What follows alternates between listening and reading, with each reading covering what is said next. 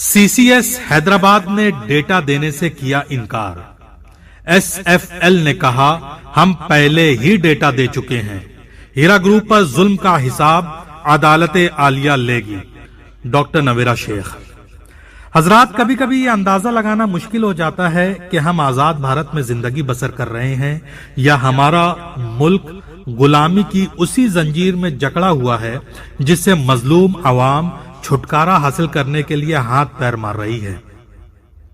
बेशक हमारा प्यारा भारत आजादी के 75 बहारें देख चुका है, मगर कहीं ना कहीं ये कहते हुए शर्म महसूस होती है कि मुल्क के कुछ बदउनवान लीडर और उनके नाजायज गुलाम सरकारी ओहदेदार मुल्क को फिर से गुलामी की जंजीर में जकड़कर मुल्क को तरक्की से न सिर्फ रोक रहे हैं बल्कि यहाँ के अवाम को अपनी आरजी ताकत के बल पर तिल तिल तड़पा रहे हैं।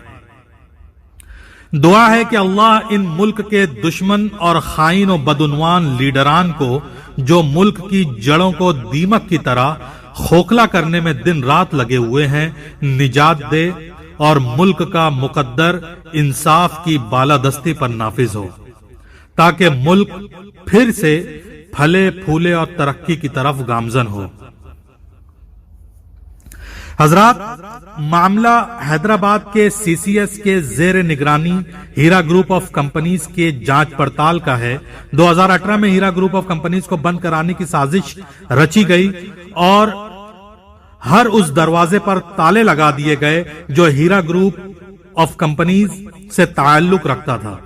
यहां तक कि कंपनी के एक एक मुलाजिम से सख्त तफ्तीश की गई और जमीनों तक पर काले बोर्ड चस्पा कर दिया गया।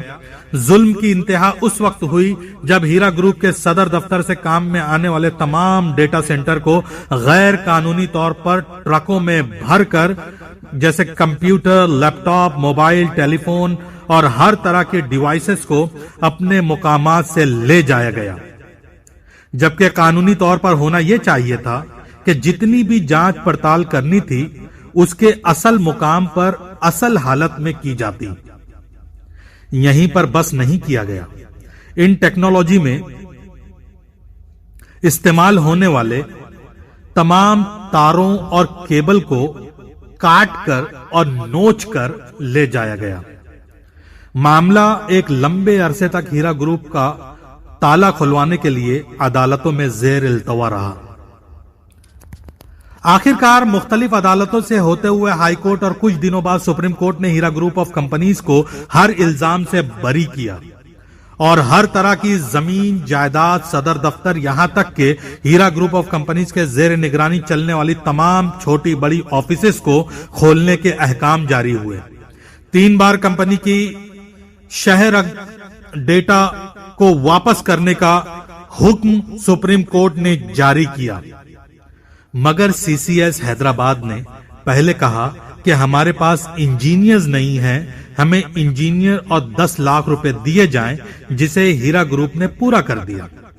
फिर यह कहा गया कि डेटा चूंकि बड़े पैमाने पर फैला हुआ है लिहाजा 6 महीने का वक्त दरकार है।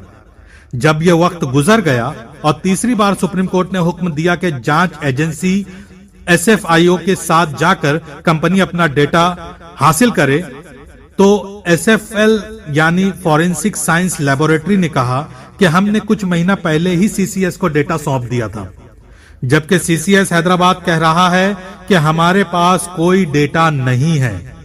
कुल मिलाकर टाल मटोल का यह घिनौना खेल खेला जा रहा है और मजलूम कंपनी और उसके सरमायाकारों की आह और तड़प के जरिए CCS हैदराबाद और उसके ऑफिसरान निशाना बन रहे हैं।